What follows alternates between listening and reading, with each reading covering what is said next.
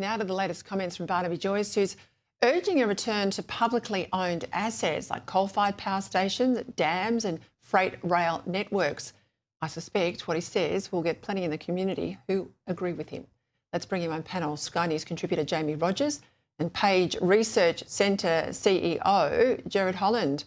Well, Gerard, we know we need more power generation, more dams. If banks won't lend private entities the money to build them because, the boards are woke and they've got strong views on climate change, then is Barnaby right? Well, Peter, our national priority has to be to increase our industrial capacity in this country and to lower power prices. And to do that, we're going to need more new, reliable coal-fired power. Now, I'm not at all opposed to state involvement in these projects. It works really well in Queensland, but we need to remember that we also have quite successful privately owned coal-fired power stations in New South Wales and Victoria. So if the government creates the conditions, stops promising to shut them down, maybe actually says to the banks, if you're going to start to economically discriminate against our key infrastructure, we're not going to use you for our superannuation, we're not going to use you for other government payments. I think that could get things back into the balance, but until then, it might have to be the state that steps up because we just haven't got time to wait right now, to be frank. Yeah, look, I agree with market forces and I think that's all good and well where there's a level playing field.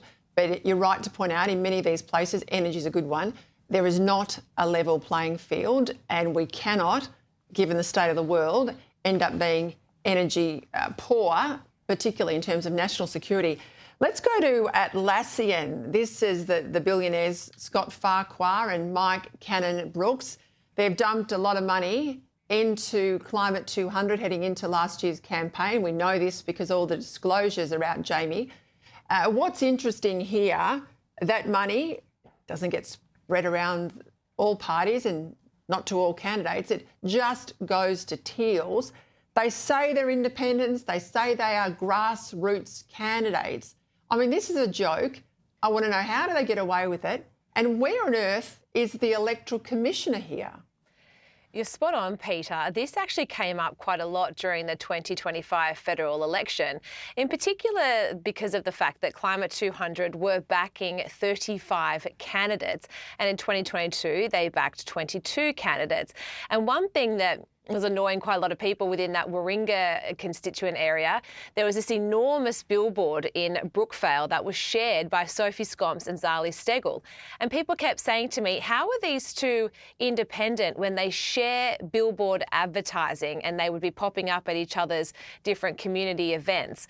So whilst the Teals like to say that they are independent, especially when it comes to fundraising and donors, we know that they act like a party. They have shared donors. They also share each other's, they go across different seats, they work out different strategies across different seats, and they also use the same campaign infrastructure. So that's why it's so important that this transparency is there, that we can see. And let's not forget, these are people that campaign on transparency, and it's only when these sort of stories come out that we can actually see some of the donors and the money that goes behind them. It was $23 million was supported by Climate 200 out to the Teals in 2025. It's a lot of money, and it also shows what third-party big money can do to turbocharge these independent campaigns. So it's going to be interesting in 2028, Peter, with these caps in place. But you're right, when does it get to a point where the AEC says, all right, we've got 35 candidates here, I'm pretty sure you're a party? Yes, absolutely right. Comments today from Sydney MP Simon Kennedy. He's a Liberal. He's in Scott Morrison's old seat of Cook. He had something to say to Kieran Gilbert along the lines that the coalition split and staying split isn't necessarily a bad thing. Have a listen. History tells us the coalition is stronger together, but right now may be the time to have a break. We need to win 33 seats, and I think it's good for the Liberal Party and the National Party to think about how do they contribute to those 33 seats they need to win and what are the policies. Well, Gerard, you work for a policy think tank. Do you think they should stay apart and focus on separate policy agendas? My worry would be, how on earth do you put the egg back together again once it's scrambled? And 3-year terms is not a long time. What's your thoughts? Well, I'm actually quite sympathetic to Simon's comments and to your point about it is a danger setting out different policy agendas, but I think that's part of the problem how we've gotten to this place in the first place is the National Party have a very clear constituency. They have a vision for how they think the country should be run. They have a vision for how to lower power prices, to support families, to lower migration. And that vision is coming into contact with the Liberal Party, who many in that party share that vision, but unfortunately, currently, their voices aren't being heard. And I think actually some time apart for the Liberal Party to really work out who they are.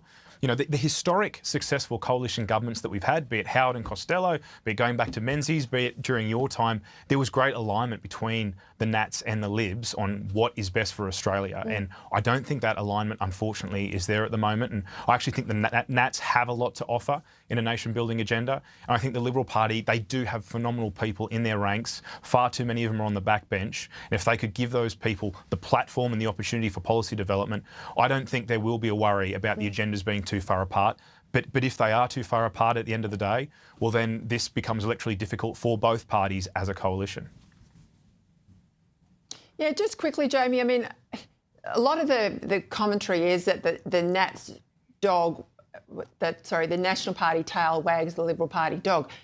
You know, in my time, and I worked in the Howard government all the way through many years of opposition and into government again, we were always aligned. A lot of what the National Party is talking about today were policies of Howard and Abbott. So this idea that somehow the Libs have gone crazy and off to the right, that's not my understanding on experience. No, and Peter, Dave Sharma also summed it up perfectly on Kenny's program earlier, that the coalition partnership cannot be a la carte. You can't just pick and choose certain things. You work together as one team, be united, and that's the way you can be stronger. Yeah, we'll see. We'll see what happens with that. I mean, I think we're in a really rugged time at the moment. I'll leave it there, both. Thank you for your time tonight.